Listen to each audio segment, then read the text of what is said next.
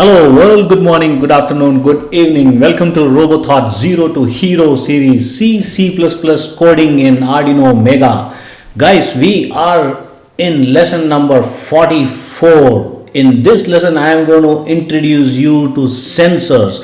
So in all the previous chapters, I showed you how to do some basic programming using C coding in Arduino by activating the digital read and digital write functions and also the analog pins. So I hope you guys are getting comfortable. From here onwards we will be working on multiple sensors, different types of sensors. So this particular lesson I am going to just give you an introduction about sensors and what we are going to do in the upcoming lessons. All right, so basically guys, there are different varieties of sensors in the market, right? And there are bunches of tons and hundreds of different types of sensors available, which can be used with Arduino or Raspberry Pi, Jetson Nano, and a lot of other single board computers and stuff like that. So basically in Arduino, it's an open source platform, right, as you are aware, and it's used for making a custom electronics and robotics projects. So before learning about the Arduino sensors, first let me try to explain what sensors are in general term. Okay, so what are sensors? So basically the sensors are defined as a machine module or a device that basically detects the changes in the external environment. All right, the sensors then transfer those changes to the electronic devices in the form of an analog signal or even a digital signal. Okay, and the sensor on an electronic device always work together hand in hand. That is how it works. The output signal is easily readable by humans, people like us and you. We can read the signal what we are able to detect from the external environment using those sensors, different types of sensors, which I am going to talk about. All right, so I'll also give you an indication, guys. So in the market there are bunch of a standard kit of sensors which you can pick it up is just about say about 1,500 to 2,000 rupees, Indian rupees. You get the full set of about 25-30 sensors. So some of the sensors which you can see behind me on this picture are the generally used sensors very frequently for any of your IoT projects, electronics projects, or robotics projects, right? So you may also want to pick up a standard kit which will have about 25-30 different sensors to master on these projects. So let me show you what I have.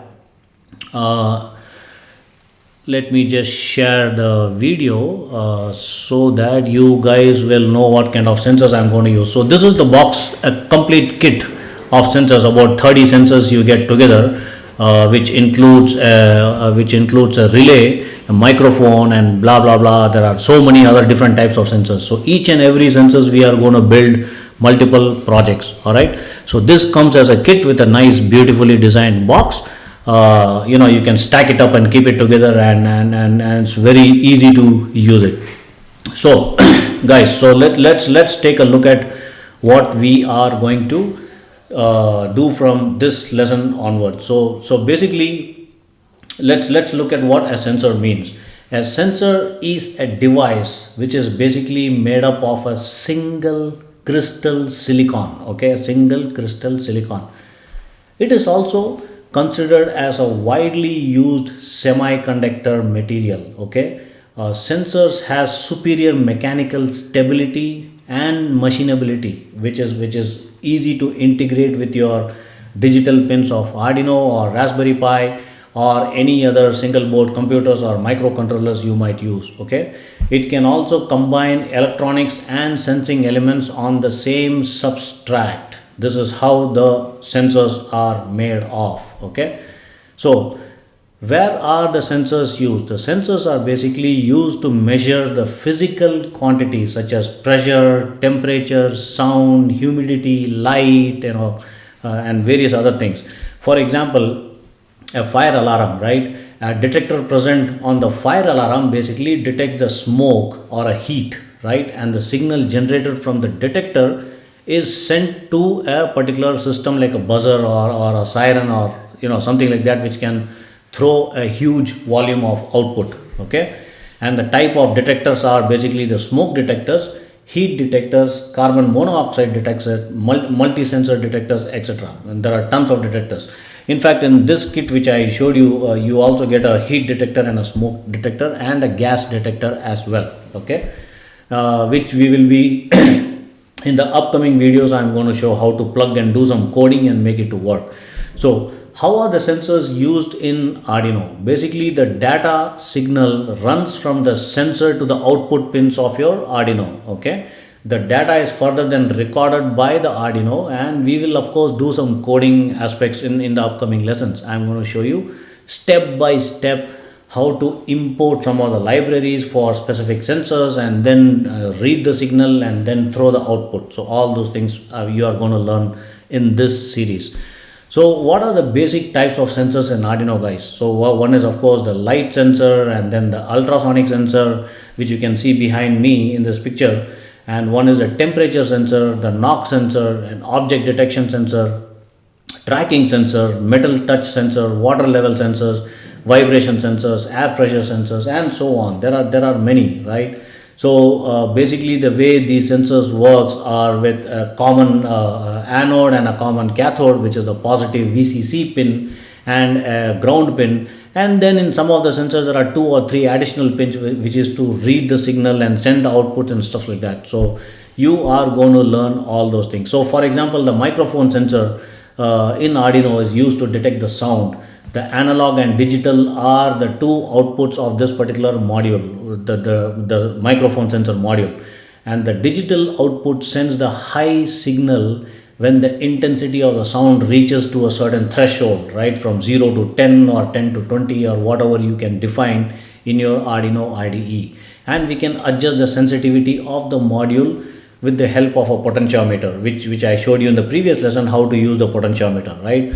Similar way for humidity sensor, the humidity sensor is used to monitor the weather conditions, and the motion sensor is used to detect the movement and occupancy from the human body with the help of a infrared radiation. Okay, same way the vibration sensor basically is used to detect the vibrations on the earth or any environment, any unstable environment. Same way the sound sensor is suitable to detect the sound of your external environment, of your robot or your IoT project or any other electronic projects you might build, right?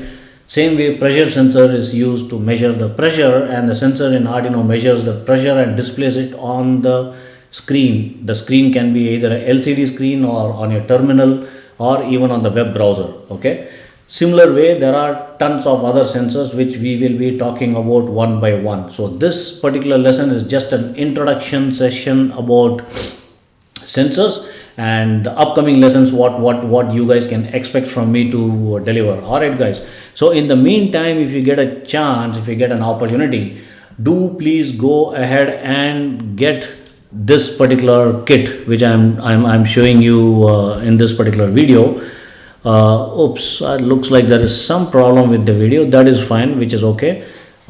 Maybe you can pick up some of the critical sensors like ultrasonic sensors and the motion sensors and kind of thing for time being.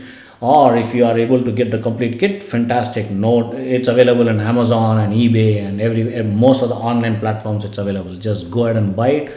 I'm going to get back to you soon with the next lesson. One by one, each sensor we will plug it, and I'll show you how to code it, how to make it to work, and then we can start building projects together. All right guys, I am going to be back soon. Until then, goodbye. See you.